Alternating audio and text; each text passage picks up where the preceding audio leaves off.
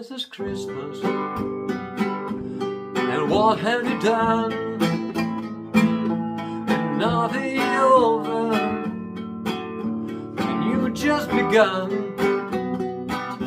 And so this is Christmas, I hope you have fun. The poor and rich ones, the old and the young. Everyone, have good Christmas, good holidays, and Happy New Year 2024. Everyone, whether you are vaccinated, up-to-date vaccinated, partially vaccinated, not vaccinated, it's nobody's business what your medical, how many medical procedures have you done. And may this be the key message for the new year. We are all human beings, we appreciate each other, and we keep our fundamental rights with us. The right for expression, the right for religion, the right for what to do with your body and with your soul, and any decisions related to your life, to your children. These are only yours. Fundamental rights of human beings are the same. We all have the right to live without torture, without threat, to be the way we are. And we're good in that, in being just humans. All of us have different talents. We may come from different backgrounds, but if we listen to each other, we will understand better each other.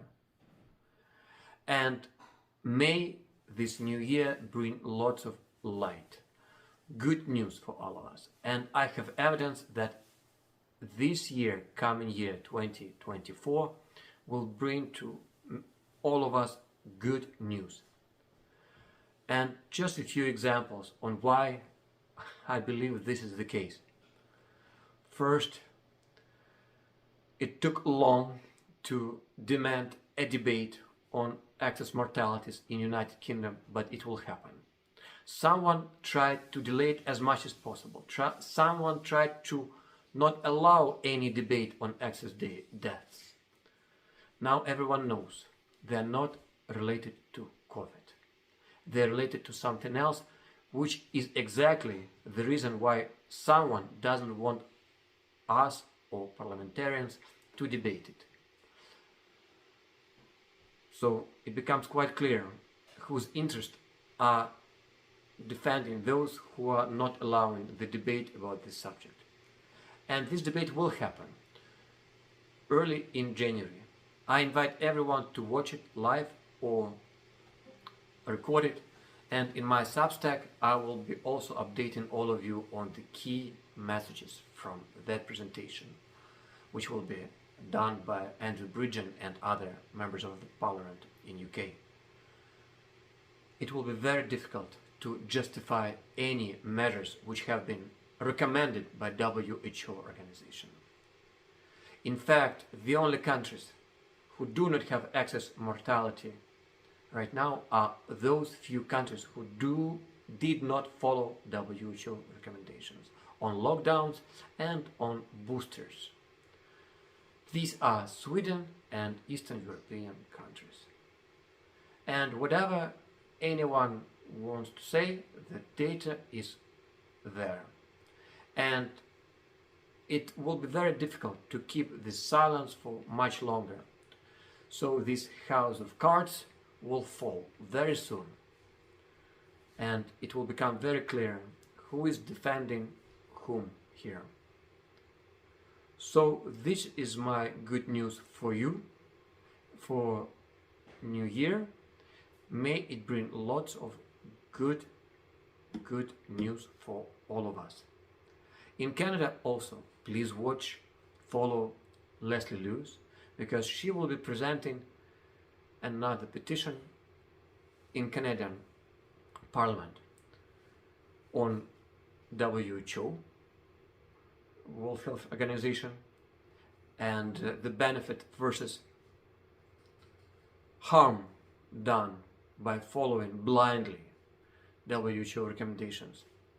And also there is another petition which was presented earlier in January, demanding the vote of non-confidence for our government, because the governments need to be accountable for everything they do. It's not only with the government, it's for everyone. Everyone can make mistakes, but it's very important that people learn from their mistakes instead of trying to hide them and to blame everyone else. So it will be very important to see how this petition also will evolve.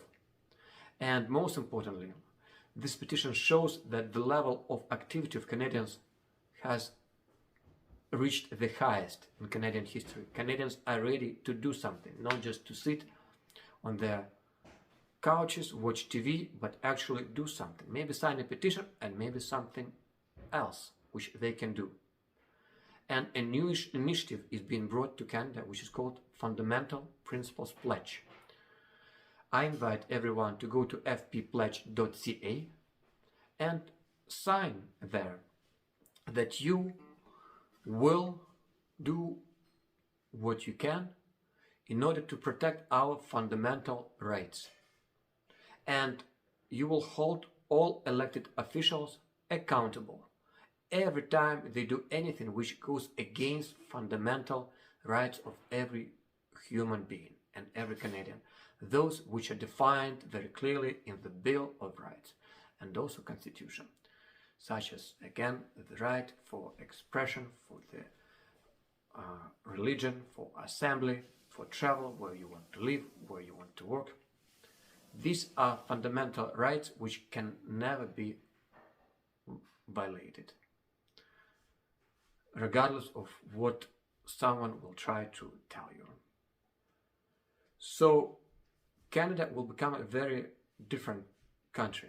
The democracy will become very different in Canada, as in many other countries. It will become participatory democracy, where people will be participating not only once in 5 years, when they check the box over the name of candidates, but you will be able to participate all years. You will be able to see the performance of each of your elected representatives, how they're staying to their promises, to basic fundamental principles. I have a symbol, a present in my hand, which was given to me by a Canadian who lost pretty much everything 1.5 years ago. She lost the job because her religion didn't allow her to inject something without knowing what is there. She lost the job, she lost the house, and many people in Canada lost everything they had. Most importantly, they lost hope that they can continue living in this country. Many of them sold the house where they lived all their lives in Ottawa and moved to Mexico, moved to Bulgaria. Now some of them are coming back to Canada because there is hope that the worst period in Canadian history is over. We're bringing Canada back. It will be a country where everyone will have opportunity to make sure no elected official will do anything which is against your soul, your religion, and fundamental rights. And in this ribbon, what it says here, just wishes, such as focus on the good, welcome each new day, be kind, seek joy in the ordinary, live simply.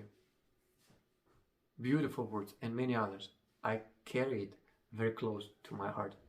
It was really giving me lots of warmth, hope, and most importantly, it showed that humans are not just animals who can be controlled by someone, but they're human beings. It's wonderful to be interacting with each other. It's wonderful to learn from each other. It's wonderful to ask questions to each other. And even if you think you are right, allow other people to ask questions. Be grateful for them to ask questions and doubt anything you say. Truth is coming out, and may this be again a resolution for many of us. Let's make sure that the freedom of expression is saved in Canada. I wrote a blog article in my Substack showing that the freedom of expression is a sign of a healthy democracy, and is also a tool to dismantle dictatorships like in Soviet Union.